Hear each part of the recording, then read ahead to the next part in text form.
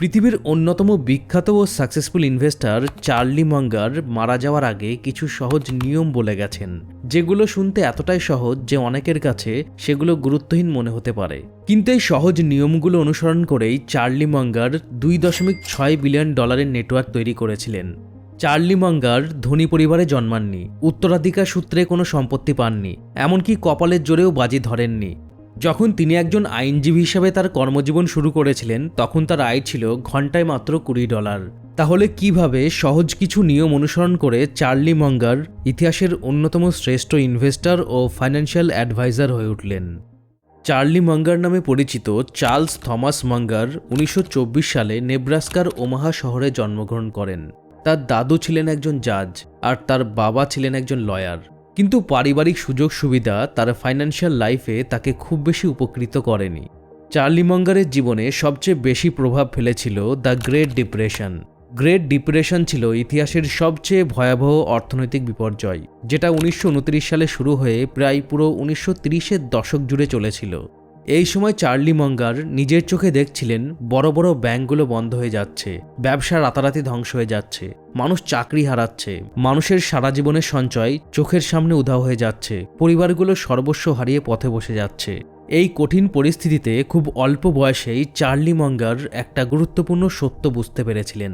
Wealth বা ধনসম্পত্তি আসলে কেউ কত টাকা আয় করে তার উপর নির্ভর করে না, বরং নির্ভর করে সে তার আয়ের কতটা ধরে রাখতে পারে এবং কতটা বুদ্ধিমত্তার সাথে সেটা ব্যবহার করতে পারে তার উপর। এরপর চার্লি মাঙ্গার মিশিগান বিশ্ববিদ্যালয়ে অঙ্ক নিয়ে পড়াশোনা করছিলেন, কিন্তু সেই সময় দ্বিতীয় বিশ্বযুদ্ধ শুরু হয় এবং সবকিছু উলটপালট করে দেয়। চার্লি মাঙ্গার মার্কিন যুক্তরাষ্ট্রের আর্মি এয়ার কর্পসে যোগ দেন, তবে যুদ্ধ শেষ হওয়ার পর এক অসাধারণ ঘটনা ঘটে। চার্লি মাঙ্গার হার্ভার্ড ল স্কুলে সুযোগ পান, অথচ তার কাছে তখন কোনো গ্র্যাজুয়েশন ডিগ্রি ছিল না। 1948 সালে গ্র্যাজুয়েশন কমপ্লিট করার পর চার্লি মাঙ্গার ক্যালিফোর্নিয়ায় চলে আসেন প্র্যাকটিস করার জন্য। চার্লি মাঙ্গার অত্যন্ত বুদ্ধিমান ছিলেন, পরিশ্রমী ছিলেন, কিন্তু তিনি ধনী ছিলেন না। তখন তিনি ঘন্টায় $20 আয় করছিলেন, যেটা সেই সময় আরামদায়ক জীবনযাপনের জন্য যথেষ্ট ছিল, কিন্তু ধনী এবং সম্পদশালী হওয়ার থেকে অনেক দূরে। আর ঠিক এই সময়ই তিনি নিজেকে এমন একটা প্রশ্ন করেছিলেন যা তার পুরো জীবনটাই বদলে দিয়েছিল। চার্লি মাঙ্গার নিজেকে প্রশ্ন করলেন, আমার সবচেয়ে মূল্যবান ক্লায়েন্ট কে? বেশিরভাগ লয়ারের কাছে উত্তরটা হলো, যে ক্লায়েন্ট সবচেয়ে বেশি ফি দেয় সেই সবচেয়ে মূল্যবান ক্লায়েন্ট। কিন্তু চার্লি মাঙ্গারের উত্তরটা ছিল আলাদা। তিনি বুঝতে পেরেছিলেন তার সবচেয়ে মূল্যবান ক্লায়েন্ট আর কেউ নয়, তিনি নিজেই।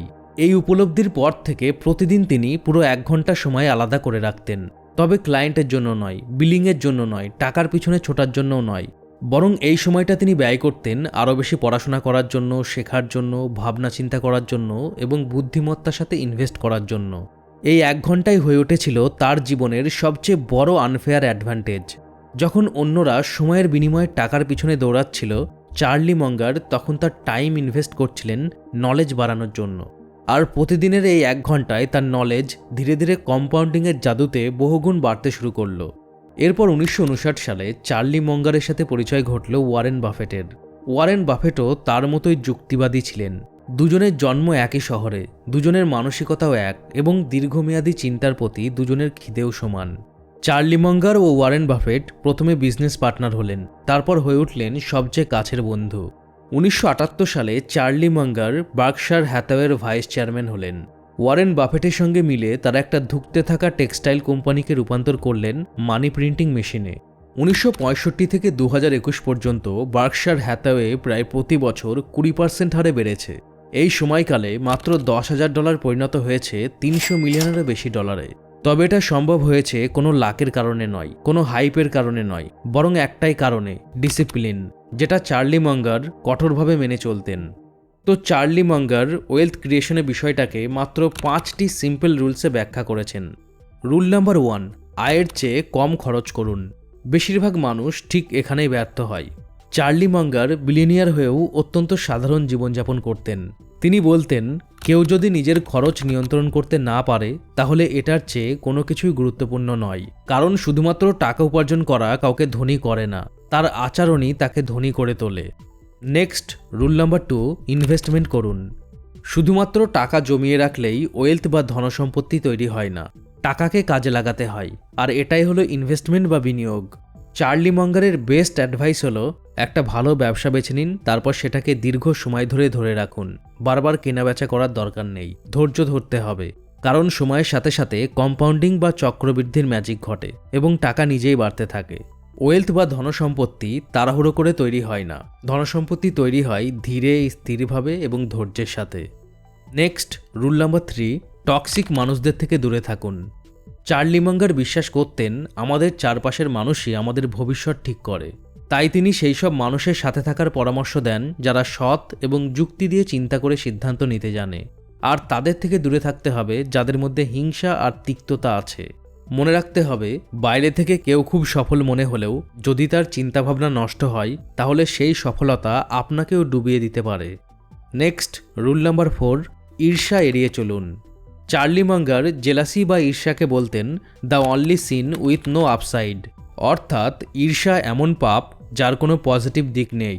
তুলনা চিন্তার স্বচ্ছতা নষ্ট করে আর কৃতজ্ঞতা সেই স্বচ্ছতাকে ফিরিয়ে আনে। ঈর্ষা মানুষকে অধৈর্য করে তোলে আর অধৈর্য হওয়ার কারণেই মানুষ অনেক সময় অনেক বেশি সফলতা অর্জন করেও সর্বস্ব হারিয়ে ফেলে। লাস্ট এবং 5 নম্বর রুলটা হলো প্রতিদিন কিছু না কিছু শিখুন। চার্লি মঙ্গারের মন্ত্র ছিল খুবই সহজ, go to bed smarter than you woke up, অর্থাৎ সকালে ঘুম থেকে ওঠার পর যেমন ছিলেন রাতে তার চেয়ে একটু বেশি স্মার্ট হয়ে ঘুমাতে যান।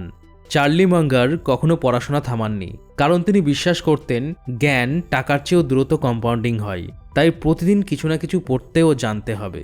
চার্লি মঙ্গার অহংকার ও অতিরিক্ত আত্মবিশ্বাসের বিরুদ্ধেও সতর্ক করেছেন।